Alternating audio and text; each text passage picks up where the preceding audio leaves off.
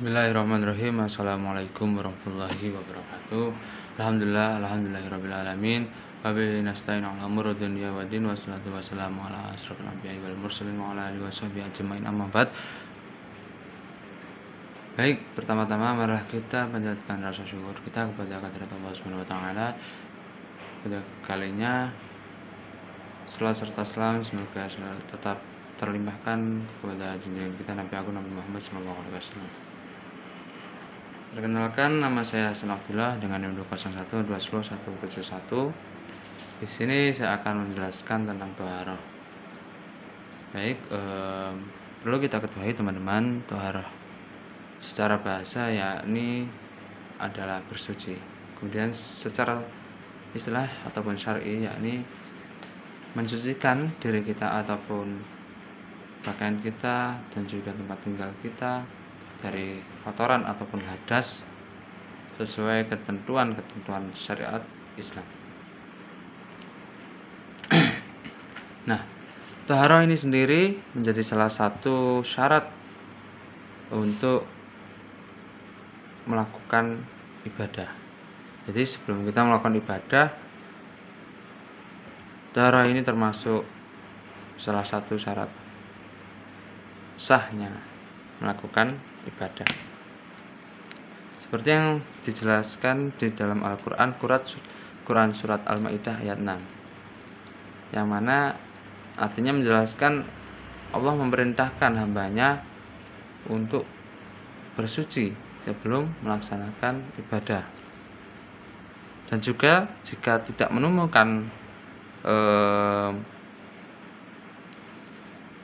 air yang menjadi salah satu alat untuk bersuci, maka bisa menggunakan jalan yang lainnya seperti bertayamum. Nah, seperti itu.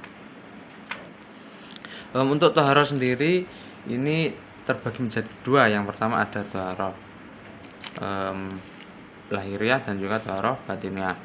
Toharoh lahiriah sendiri yakni mensucikan diri ataupun pakaian dan juga tempat tinggal kita dari kotoran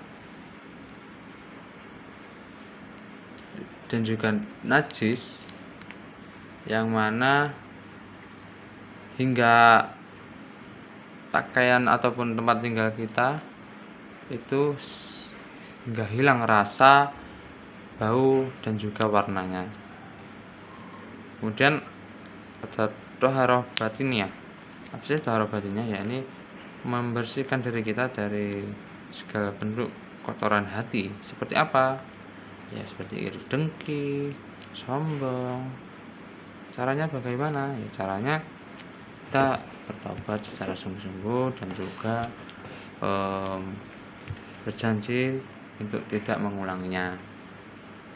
Kemudian macam-macam alat untuk bersuci. Nah, Allah Subhanahu wa taala itu memudahkan hambanya untuk melakukan bersuci. Misal seperti tidak ada air, bisa menggunakan debu ataupun kain, kalau sekarang tisu ya sepertinya, tisu dan juga batu, kayu. Nah, itu seperti kalau kita ada di hutan yang sulit bukan untuk air, bisa menggunakan seperti itu. Nah, untuk air sendiri yang menjadi salah satu alat bersuci terbagi menjadi beberapa jenis. Nah, yang pertama ada air suci mensucikan. Air suci mensucikan itu biasa kita sebut air mutlak. Seperti apa sih contohnya? Seperti air hujan, air laut, air sungai, air embun, terus apa lagi? Ya masih banyak yang lainnya. Pokoknya yang disebutkan tadi bisa digunakan untuk bersuci dan juga sifatnya suci.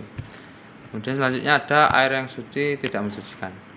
Nah, air ini banyak suci akan tapi tidak bisa digunakan untuk bersuci. Seperti apa? Seperti air teh, air kopi, air kelapa dan juga yang lainnya. Kemudian Selanjutnya ada air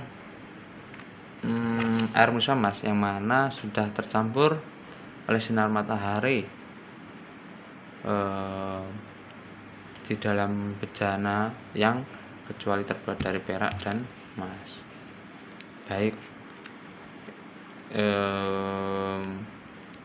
Nah, air tersebut itu hukumnya makruh biasanya kalau digunakan untuk bersuci. Kemudian selanjutnya ada air mustakmal yang mana air tersebut itu air yang sudah digunakan, ya misal kayak air bekas cucian, teman air bekas lagi, pokoknya air bekas lah, itu tidak bisa digunakan untuk bersuci walaupun rasa dan juga bau tidak berubah, itu tidak bisa digunakan untuk bersuci. Yang terakhir ini ada air mutanajis, yang mana air mutanajis ini air najis yang sudah terkena najis ataupun kotoran seperti dari seperti di dalam bejana itu terkena air kencing kita ataupun lain, tidak bisa. Tapi ada ketentuannya sendiri, berapa liter bandingnya dengan najis tersebut. Seperti itu. Kemudian cara-cara toharoh menurut pembagiannya. Nah, ada tata cara bersuci menurut pembagiannya. Setiap najis itu kan ada berbeda lah pokoknya mensucikan. Seperti yang pertama ada najis ringan, yang mana najis tersebut salah satu contohnya ini air kencing laki-laki yang baru lahir, yang masih minum air susu ibunya, belum makan sama sekali. Nah, itu termasuk najis ringan kan. Nah, mensucikannya cukup hanya membersihkan air kepada area yang terkena najis ataupun kotoran dari si bayi laki-laki tadi. Yang kedua najis mutawasitoh. Yang pertama tadi najis mukhafafah, yang kedua ini mutawasitoh atau najis sedang. Ya, sedang ini ya seperti air kencing kita ataupun kotoran kita. Itu membersihkan gimana ya? Caranya membasuh dengan air hingga bersih, baik baunya, rasa maupun warnanya sudah hilang. Nah, seperti itu. Kemudian ada najis mughalladhah atau najis berat, yang mana najis ini sudah ditetapkan di dalam Al-Quran. Ya seperti apa? Ya babi, anjing, enggak misul ya. Ya itu tadi, seperti itu. Cara bersihnya gimana? Ya kita bersihkan dulu yang mana terkena tadi menggunakan 7 kali membasuh air 7 kali, yang salah satunya menggunakan batu ataupun kayu. Nah, berikut tadi penjelasan sedikit tentang toharoh. Semoga bermanfaat, kurang lebihnya mohon maaf. Assalamualaikum warahmatullahi wabarakatuh.